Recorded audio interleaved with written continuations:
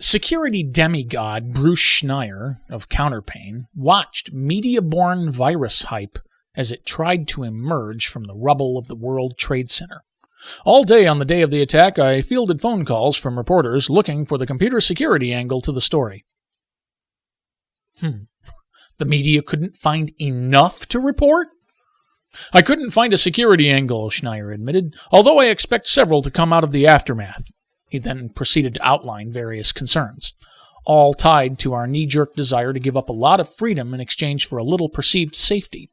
The demigod known as Schneier doesn't seem worried about an electronic Pearl Harbor or an e-jihad. If reporters want to speculate on such tripe, they'll need to look elsewhere for a hysterical expert. And what a coincidence! A story posted on CNN's website included hysterical quotes from multiple mouthpieces. Officials at the FBI's National Infrastructure Protection Center, or NIPSI, located at FBI headquarters, gathered for an emergency meeting to collect and analyze all available cyber intelligence information, said Navy Rear Admiral James Plehall, the deputy director of the NIPSI. Meanwhile, Marv Langston, former deputy CIO at the Defense Department, viewed Tuesday's terrorist attacks as an act of war and warned that they could be followed by a series of cyber attacks.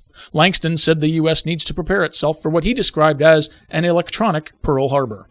Air Force Lieutenant General, retired, Al Edmonds, now head of the Electronic Data Systems Incorporated Federal Division, said, "I would suspect a cyber attack could be next, and that would be absolutely paralyzing. In the 1990s, the Pentagon produced a series of studies that showed that a cyber attack on computer and communication systems could cripple the U.S. as severely as a physical attack."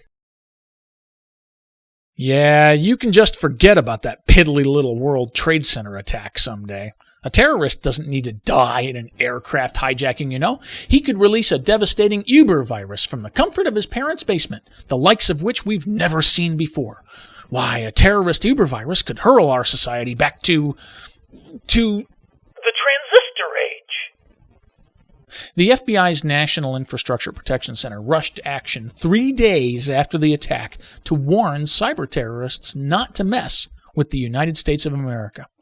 Renaming the lifestages.text.sh virus to wtc.text.vbs to appear to be related to the World Trade Center is illegal and punishable as a felony, with penalties extending to 5 years in prison. Boy, that'll scare 'em. FBI NIPSI learned the hard way about double extension exploits. How can you call it a felony if antivirus firms don't care enough to protect their own customers 5 years after hackers discovered this well-known threat?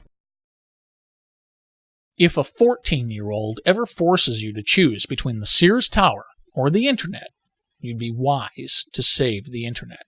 We can easily recover from a skyscraper collapse, but we'll never recover from the death of the Internet. It's far more important to the day-to-day functioning of our society.